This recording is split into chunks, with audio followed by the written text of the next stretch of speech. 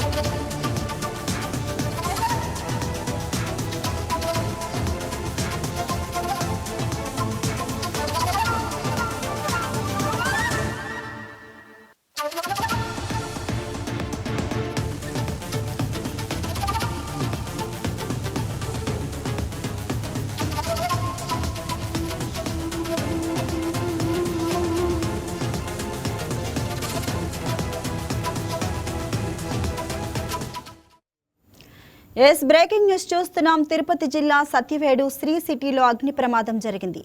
ఈ ప్యాకు పరిశ్రమలో మంటలు ఎగిసిపడుతున్నాయి. భయంతో కార్మికులు పరుగులు తీశారు. భారీగా ఎగిసిపడుతున్న మంటలు దాటికి కంపెనీలోని ముడి సరుకు యంత్రాలు కాలి బూడిదవుతున్నాయి. సమాచారం అందుకున్న వెంటనే అగ్నిమాపక సిబ్బంది ఘటనా స్థలానికి చేరుకొని మంటలను అదుపు చేసేందుకు తీవ్రంగా ప్రయత్నిస్తున్నారు. గాలి ఎక్కువగా ఉండటంతో మంటలను అదుపు చేయడం సవాలుగా మారింది. ప్రమాదం జరిగిన సమయంలో సిబ్బంది అప్రమత్తమై బయటకు రావడంతో ప్రాణ నష్టం తప్పినట్లు తెలుస్తుంది. అయితే ఆస్తి నష్టం భారీగా ఉండొచ్చని అంచనా వేస్తున్నారు. దీనిపై మరింత సమాచారాన్ని తిరుపతి నుంచి మా special correspondent paneer Selvam phone ద్వారా అందిస్తారు.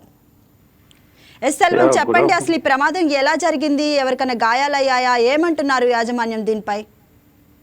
రైట్, ఏదైతే చూసుకోలేదు కూడా పవన్ సంబంధించి కూడా తిరుపతి జిల్లా సతివేడు వరదయ్యపాలెంలోని మండలంలో ఉన్నటువంటి సిసిటి పారిశ్రామిక సంబంధించి ఈ ప్యాక్ పరిశ్రమలో కూడా విద్యుత్ షార్ట్ సర్క్యూట్ కారణంగా కూడా ఇటు మంటలు వ్యాపించినట్టు కూడా మనకి ప్రధానంగా తెలుస్తుంది. ఏదైతే సుమారు 2 కోట్ల రూపాయలు సంబంధించి కూడా ఆస్తి నష్టం కూడా వాసిల్లినట్టు ఇటు అధికారులు కూడా అంచనా వేసినటువంటి పరిస్థితి. అయితే ఈ షార్ట్ సర్క్యూట్ వల్ల కూడా ఒక్కసారిగా మంటలు ఎగిసిపడడంతో అక్కడ ఉన్నటువంటి కార్మికులు ఎవరైతే ఉన్నారో వాళ్ళు కూడా ఒక్కసారిగా భయాందోళనకు గురి అక్కడ నుంచి పరుగులు తీసినటువంటి పరిస్థితి. ఈ నేపథ్యంలో సుమారు 8 మంది వరకు కూడా గాయాలైనట్లు కూడా మనకి ప్రధానంగా తెలుస్తుంది. ఈ లోపల కూడా అనంతరం కూడా మిగతా వాళ్ళు కూడా తేరుకొని అక్కడ నుంచి స్వల్ప గాయాలతోనే వీళ్ళు కూడా బయటపడినారు.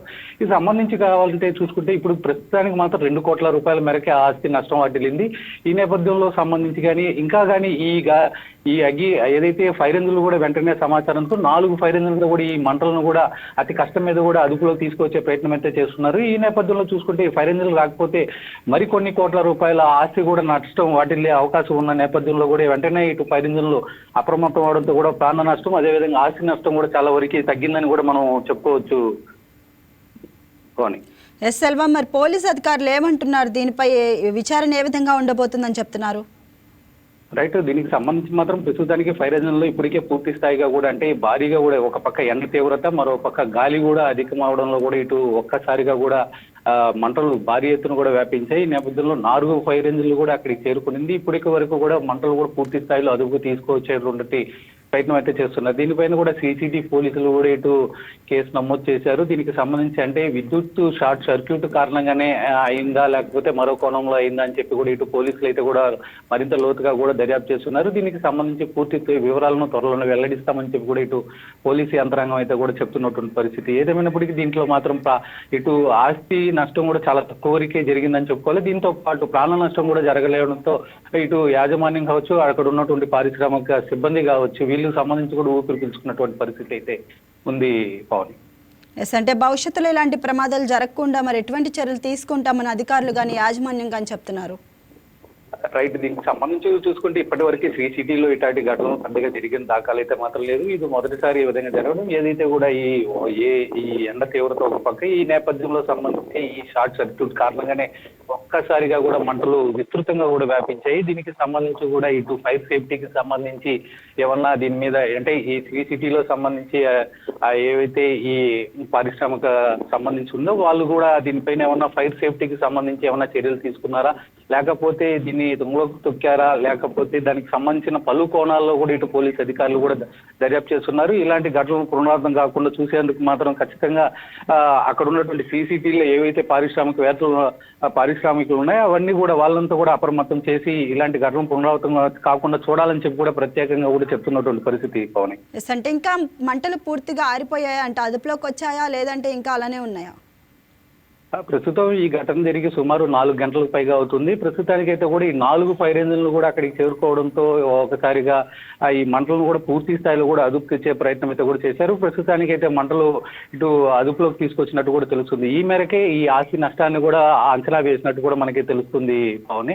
ఏదైతే సుమారు 2 కోట్ల రూపాయల మేరకు కూడా ఇటు ఆస్తి నష్టం వాటిల్లిందని, అంటే ఈ మంటలు కానీ ఇంకా కానీ వ్యాపించుంటే మాత్రం సుమారు 10 కోట్లకు పైగా కూడా ఆస్తి నష్టం వాటిల్లే అవకాశం ఉందని చెప్పి కూడా ఇటు అధికారులు ఏదైతే ఫైర్ సిబ్బంది కూడా సకాలంలో స్పందించి మంటలను అదుపు తేవడంతో పాటు ఈ 2 కోట్ల మేరకే ఆస్తి నష్టం వాటిల్లిందని కూడా మనం ప్రధానంగా చెప్పుకోవచ్చు.